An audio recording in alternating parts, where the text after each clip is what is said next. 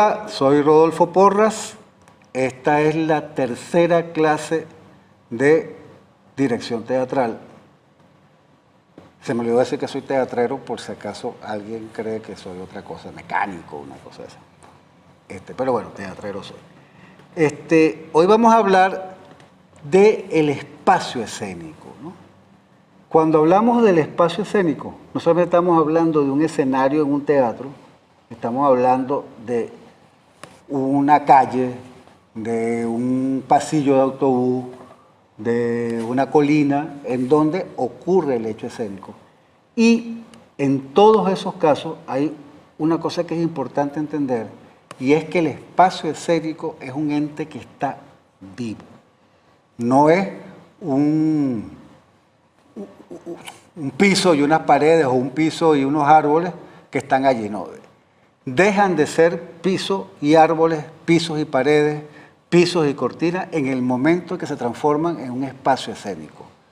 Y además, en el momento que dejan de ser eso y se convierten en espacio escénico, adquieren una vida que es necesario mantener, una vida que respira.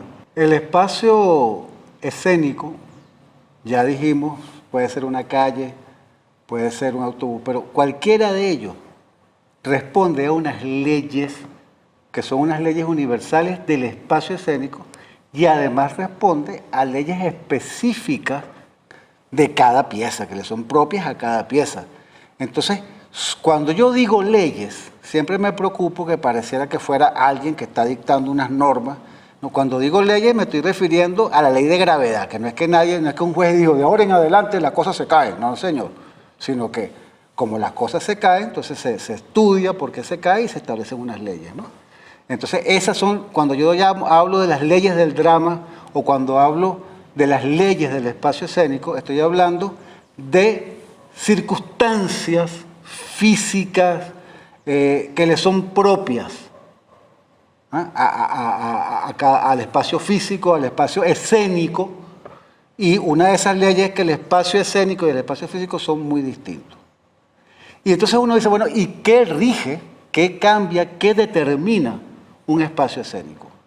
Y pareciera que la pregunta más lógica, más clara, es que es la característica de la obra. Pues si uno ya que está montando una pieza de Ricardo III, se supone que el ambiente del castillo, y el vestuario tal y cual, y el ritmo tal, y las paredes así asado, van a dar cuenta de eso.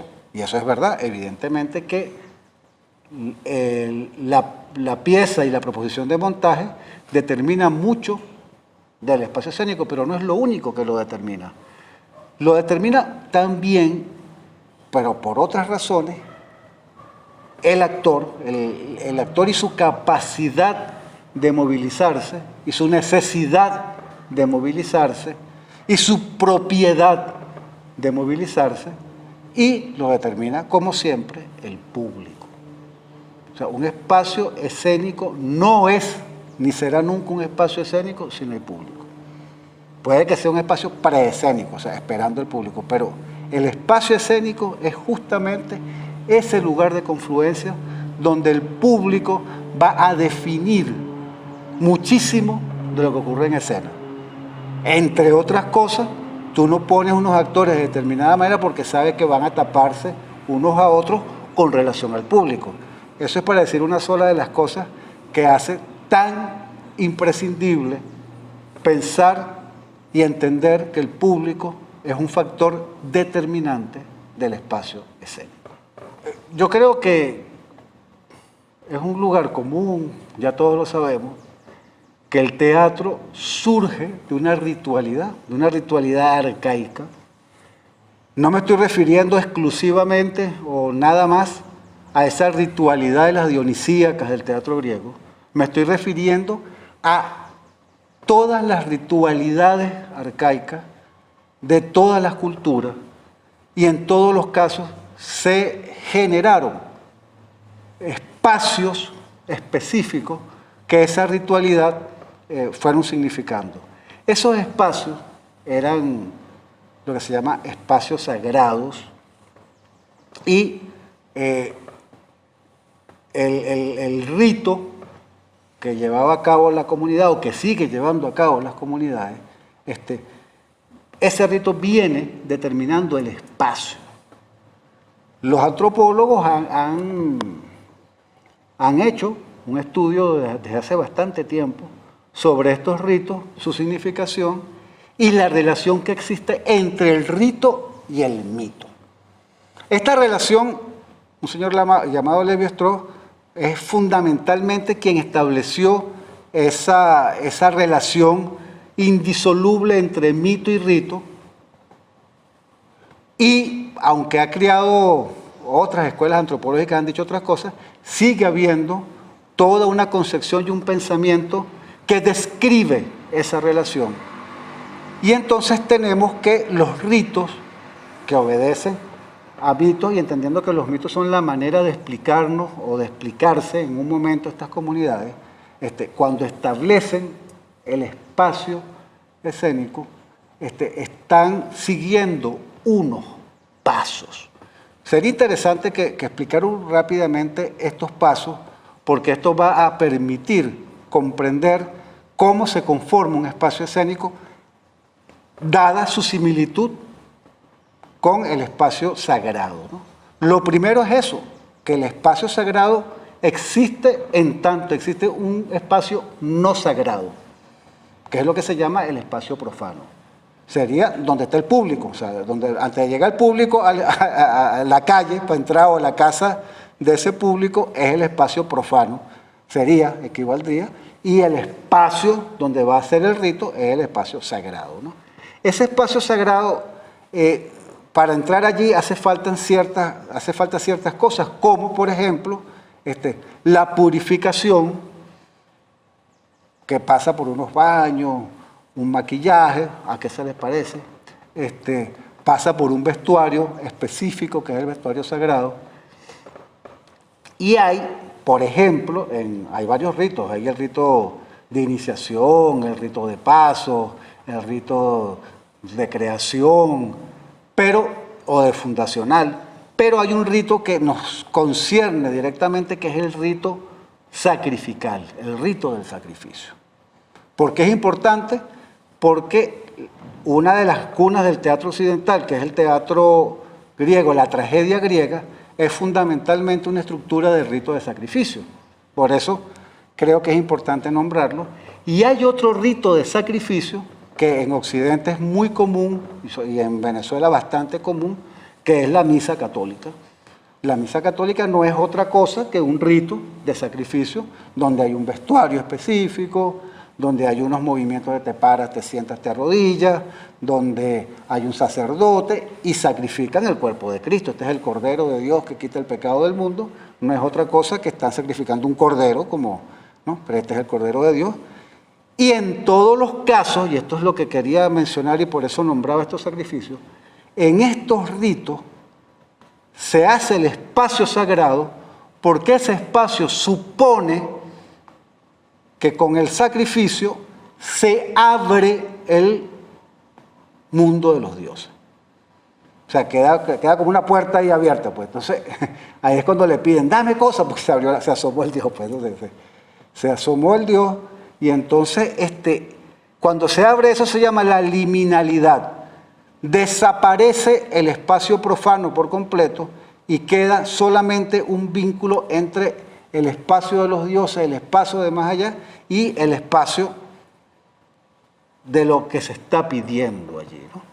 Eso se parece mucho a lo que ocurre, por lo menos con la tragedia, con aquella famosa catarsis. O sea, empieza todo un proceso a partir de que el protagonista tiene una falla trágica y empieza toda esa indagación hasta que por fin muere, es destruida la víctima para poder conseguir su arete. Y entonces en el momento en que es destruida la víctima, cuando digo víctima, estoy hablando de Clitemnestra, estoy hablando de Agamenón, estoy hablando de los grandes héroes de la tragedia griega y de la mitología griega, y cuando son destruidos, igualito que cuando nos comemos, bueno, los que se comen la hostia, es desaparecida, en ese momento surge la dádiva, ¿no? En el caso de los griegos surgía la catarsis, es decir, el alivio colectivo, el alivio interior de me identifico con el resto, porque todos tenemos fallas trágicas, ¿no? Entonces, ese proceso está hecho en un espacio escénico muy específico, muy parecido, ¿no?, al espacio sacrificial, ¿no?, con un tálamo en el centro, un círculo. Se suponía que en cada espacio de esos teatrales iba toda la población, el espacio para 5.000 personas, que es el tamaño de la polis, pues, ¿no? Entonces, eso cuando se va transformando en otras cosas, o desaparece en un momento en la Edad Media, y después cuando se retoma a partir de esa relación que existe en el espacio primero físico, que no es el espacio escénico, es el espacio, es el edificio teatral, o la escenografía, no son el espacio escénico. El espacio escénico es fundamentalmente cuando se da el hecho. Y por eso el espacio escénico tiene que ser un espacio que esté vivo. Y como vivo, hay unas leyes que tenemos que entender. Es importante que nos demos cuenta que tanto el espacio sagrado, el que estábamos hablando, donde están los ritos, y el espacio escénico, necesitan separarse, diferenciarse de la realidad cotidiana, de la realidad fáctica. ¿Por qué necesitan eso? Porque se está buscando un estado de espíritu, un estado de sensibilidad, donde pueda haber una comunicación con aquello que hablábamos alguna vez de la teatralidad. O sea, eso que no es solamente el relato, sino que es el instinto, que es la memoria ancestral, que es la memoria colectiva, y para eso hay que estar en un espacio que no sea el cotidiano. Imagínense ustedes, así como de repente en un rito sacrificial llegaba el sacerdote, ¿no?, y estaban los tambores sonando, y la gente, y aquella cosa que va creciendo así, y de repente llega el sacerdote, y llega el cuchillo, ¿no?, donde va a ser el sacrificio, donde va a hacer desaparecer la víctima. Si eso no está en un espacio sagrado, hasta cómico podría ser. Necesita que haya una complicidad profunda entre ese sacerdote que está haciendo eso. Y además sería horroroso también, y el horror es otra cosa, ¿no? El horror interior, metafísico, sí, pero el horror de que es feo, porque tú estás haciendo así, de repente llega y acuchillas así una gallina o una persona y el sangrero chorreando por aquí, no es nada estético. Sin embargo, en ese momento, esa sangre, ese movimiento, esa cara pavorosa de aquel sacerdote y aquellos tambores sonando y todo eso, hace que se produzca una transformación en los que están presentes allí. Igual pasa en el escenario. Si yo le digo ahora te mataré, canalla, para decirlo de la peor manera, en una circunstancia donde la luz está cayendo como es, la gente ha seguido una historia, de repente te puede dar mucho dolor o mucho miedo o mucha alegría que esa amenaza se lleve a cabo. Y solamente eso pasa si estamos todos de acuerdo en que estamos en un espacio especial, distinto al cotidiano, porque en el cotidiano eso no funcionaría. De eso se trata el asunto. Y eso tiene unas leyes, que no solamente son las leyes, tú entras por aquí, sales por aquí para equilibrar el escenario, sino que hay un equilibrio que yo voy a permitirme que lo veamos de esta manera, ¿no? Si uno llega, esto que está aquí podría ser fácilmente el espacio escénico, y vean que el espacio escénico, en vez de tener 4 patas, tiene una sola en el centro. ¿Por qué? Porque parte del equilibrio escénico es que si tú pones un volumen aquí, se va para acá. Si lo pones aquí, se va para acá. Si lo pones aquí, se va para acá. No es nada más aquí y aquí. O sea, no es esta simetría, sino es una cosa que puede ir aquí, aquí, de todos lados. Pero pasa otra cosa. Si yo, para que esto me quede siempre derechito, pongo un volumen aquí, uno aquí, uno aquí y uno aquí, lo voy a tener derechito, pero está la escena paralizada. Y nosotros necesitamos que la escena se mueva, porque habíamos dicho que el espacio escénico es un espacio que está vivo. Entonces, tú a lo mejor llegas y desequilibras el escenario para acá. Y se está desequilibrado, se va a caer, ¡pum! Y después lo pones para aquel lado. Y después lo pones por el frente, y después lo pones para acá atrás. Y entonces aquí el escenario empieza a moverse, a tener vida.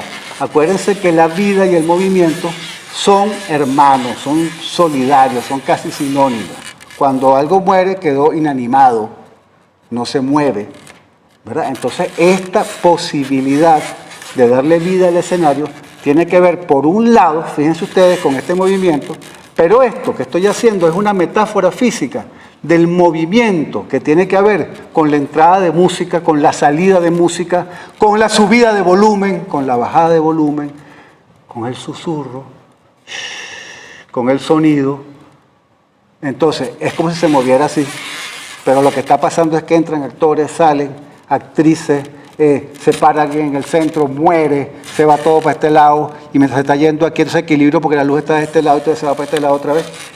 Y entonces, mientras yo tenga la posibilidad de coordinar los acontecimientos del drama con los movimientos escénicos, con la musicalidad, respetando esa presencia de ese público que está allí mirando y viviendo y moviéndose con eso, ¿no?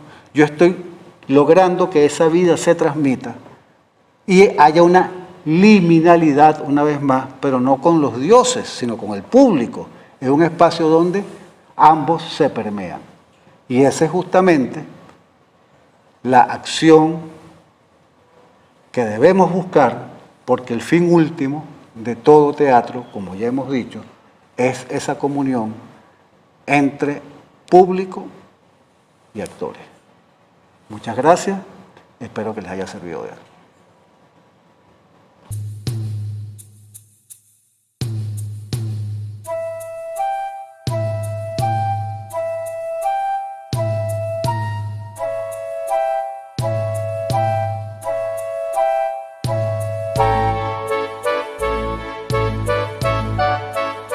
Aquiles Nazoa, 100 años. De humor y amor.